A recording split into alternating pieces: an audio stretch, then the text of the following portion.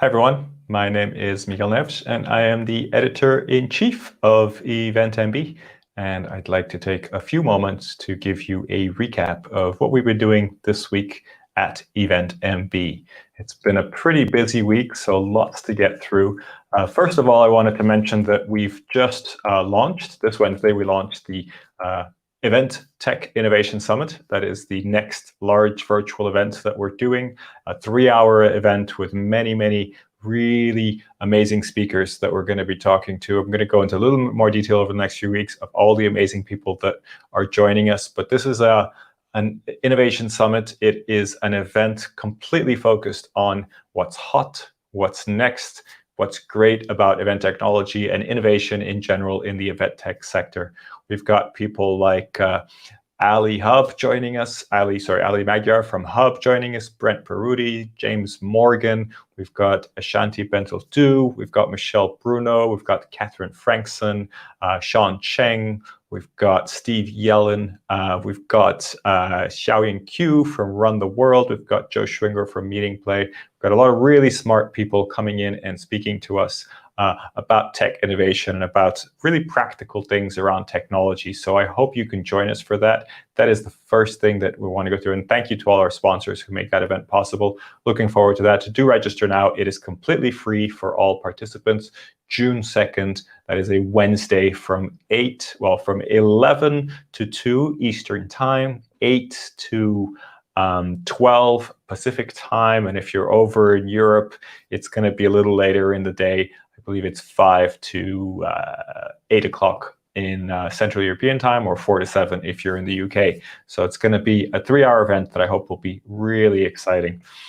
Also this week we launched finally the Event Manager podcast, a podcast by Event Manager Blog, or EventMB. And we had as our first guest on that podcast, Julius Solaris. You can hear that episode now. He is the founder of EventMB and now the head of engagement over at Swapcard. We've got some great praise on that podcast, so please do have a listen, especially if you like podcasts. If you have suggestions of people you want us to interview, we're always happy to consider that as well. There's a couple people watching live, so thank you for watching live. I see Deborah King and Alberto Neri saying hello from Italy. Thank you very much for watching us live. I hope you find what we're talking about interesting. Deborah thinks it's awesome, so that is great. And I want to, of course, mention that the podcast is sponsored by All Seated Expo, so thank you very much to them for sponsoring the podcast. That is on our website, so please go and listen, and have a listen, download it. I want to mention a few of the topics that we've covered this week. This was a really interesting post. Formant and Funnel is virtual just for brand awareness. So we explore this idea that virtual events are better for brand awareness and for top of the funnel kind of activity. This post goes pretty deep into it, and we have some great quotes from Joe Schwinger from Meeting Play and Pierre Metrailler from SpotMe. Sean, happy Friday to you too. I hope you enjoy the content. This is really interesting, kind of thinking about the plan for an event and what you're really trying to do with the virtual event. And I think we're all trying to figure out new things and new ways of working with virtual events. The post goes into a lot of detail. It's worth a read, but essentially, we can try different things with events. And while some virtual events are only top of funnel, some are also very specific, very high touch point events. So it can be a bit of everything. But read that in more detail. That was written by my deputy editor, Dylan Monarchio, with some great quotes. We also explored how destinations like Cannes, with slow vaccine rollouts, prepare for COVID-safe events. And really the kind of crux of this post is that the Palais des Festivals et Congrès of Cannes, where the Cannes Festival takes place, they've introduced a medical concierge.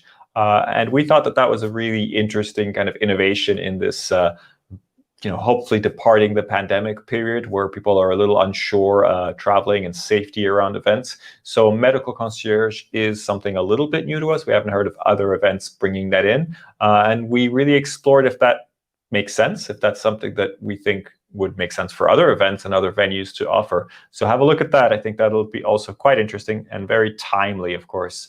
Then, of course, Zoom announced a new feature that's about to roll out called Zoom Events.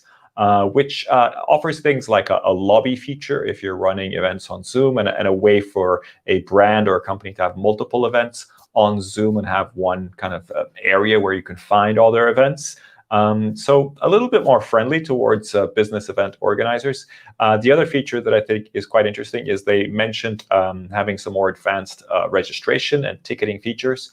The details on these are quite, there's not a lot of information on their website, but Zoom is such a prevalent platform everywhere that it's interesting to explore what they're doing and what features they're adding. So I'm very keen to understand what's next for Zoom and what they're doing there. But I think a lot of event planners prefer other platforms. So I don't know, will this change? Will this make people use Zoom more seriously for business events or for larger events with multi-sessions?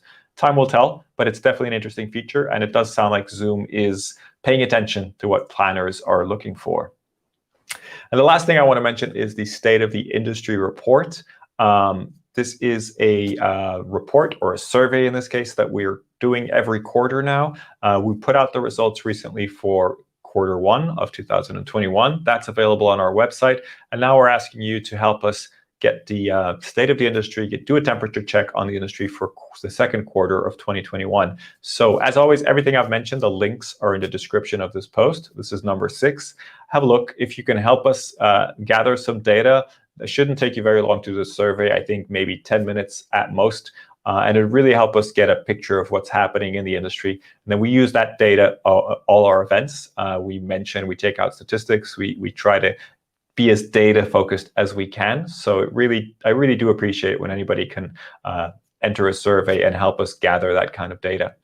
So thank you for watching. I wish everybody a great weekend. I hope that what I've mentioned here was interesting and offered you a little bit of insight into what's available on EventMB.